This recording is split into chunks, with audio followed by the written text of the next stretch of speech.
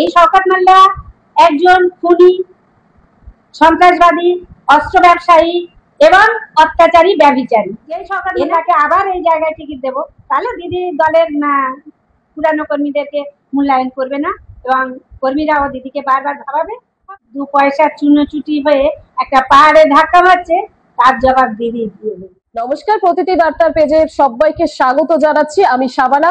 আর শুরুতেই যে পরিচয় করিয়ে দেবো, আমাদের সঙ্গে উপস্থিত আছেন ক্যানিং পূর্বের এক সময় দাপুটে তৃণমূল নেত্রী রহিমা লস্কর ওরফে বেবি। বেবি, আপনাকে প্রতিটি বার্তার পর্দায় স্বাগত জানাই। ধন্যবাদ আপনাদেরকে পেয়েও আমি খুব খুশি। ভাঙড় এবং ক্যানিং এই দুটো বিধানসভায় দেখতে পাচ্ছি গোষ্ঠীদ্বন্দ্ব। কেন এই গোষ্ঠীদ্বন্দ্বের উত্থান হতো? দেখুন, ভাঙড়ে যারা দলটা করেছিল বুক চিতিয়ে লড়াই করে, দূর সময় সিপিএম থাকাকালীন সেখানে কিন্তু তৃণমূল প্রথম জয়লাভ করেছিল। সেই জয়লাভের পেছনে কিন্তু এই আরাবুল কায়জারদের অনেক অবদান আছে। সেই অবদানকে যদি ঠেলে ফেলে দিয়ে কেউ যদি সেখানে আধিপত্য বিস্তার করে, আমার মনে হয় সেখানে তো এই ধরনের কার্যকলাপ ঘটবে। আর ক্যানিং পূর্বের মানুষ যেভাবে এই শওকত মোল্লা, এই রেজ্জাক মোল্লার দ্বারা শাসিত শোষিত হয়ে অত্যাচারিত হয়ে তৃণমূলটাকে ক্ষমতায় নিয়ে এসেছিল, আবার যদি এই শওকত মোল্লাকে এই ক্যানিং পূর্বের মাটিতে দেখতে পায়, তাহলে তৃণমূলটা নিশ্চয়ই দিদিকে বারবার ভাবাবে। যে তৃণমূলের ইতিহাস ক্যানিং পূর্বের মাটিতে কিভাবে এর বিস্তার ঘটেছে, বেবিদির কাছ থেকে একবার জানবো। দেখুন, 34 বছর যে জগদ্দল পাথর সিপিএম, এই সিপিএম এর বিরুদ্ধে কিন্তু আমাদের বিশাল লড়াই ছিল। সেই লড়াই অনেক লম্বা লড়াই। 98 সাল থেকে আমার দাদা হাসান লস্কর মমতা ব্যানার্জির সঙ্গে দল করতেন। হঠাৎ এই সিপিএম এর বিরুদ্ধে লড়াই আন্দোলন করতে গিয়ে উনি মারা যান। সিপিএম আততায়ীর গুলিতে উনি খুন হয়ে যান। খুন হয়ে যাওয়ার পরে দিদি এসে আমার হাতে এই দলের দায়িত্ব দিয়ে যান।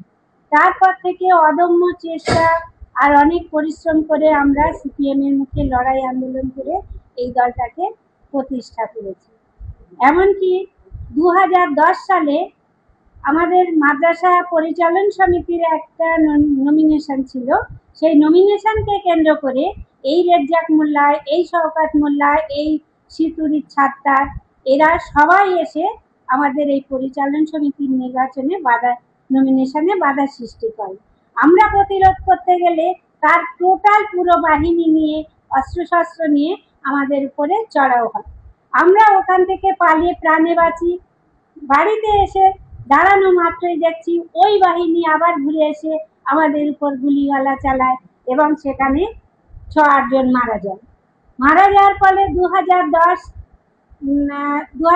সাল, তখন 10ই জানুয়ারি সম্ভবত দিনটি, সেদিন অনেক ভয়াবহ দিন ছিল।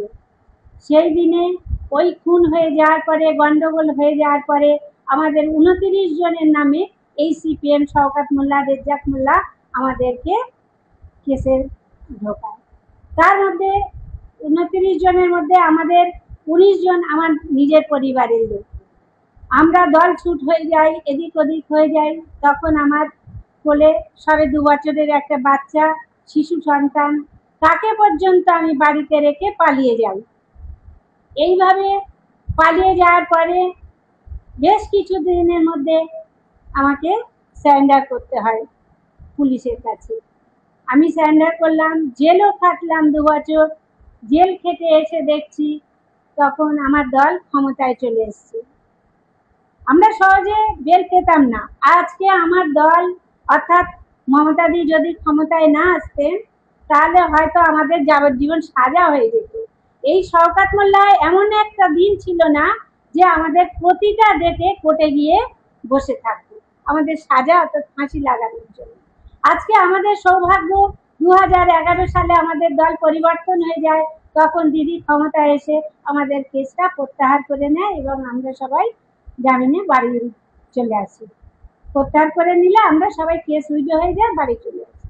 বাড়ি এসে দেখছি এই শওকত মোল্লা দল বদলু, ক্ষমতা লোভী, এ আমাদের কিছু তৃণমূলের লোকেদের হাত ধরে, যেমন কাইজার, আরাবুল, এদেরকে হাত ধরে তোহা সিদ্দিকির কাছে যায়। এই তোয়া সিদ্দিকীরা হচ্ছেন 52 জেলার পীর। এই 52 জেলার পীরেদের কথা আমাদের মাননীয় দিদি অমান্য করতে পারেননি। দিদি সহজে রাজি হতে চাননি যে এই শওকত আমার দলের বহু লোককে খুন মার্ডার করেছে, অত্যাচার করেছে, ঘর ছাড়া করেছে। দিদি তুচ্ছেই করে বারবার তাড়িয়ে দেয়। তারপরে সুকৌশলে সে দলে ঢুকে যায় এবং সে দলে এমএলএ পদও পেয়ে যায়। এই দুঃখে, এই ক্ষোভে আমাদের পুরনো তৃণমূলীরা কোথাও যেন হারিয়ে গেল। মনের ক্ষোভে দুঃখে তারা যেন বিলীন হয়ে গেল, মিলিয়ে গেল।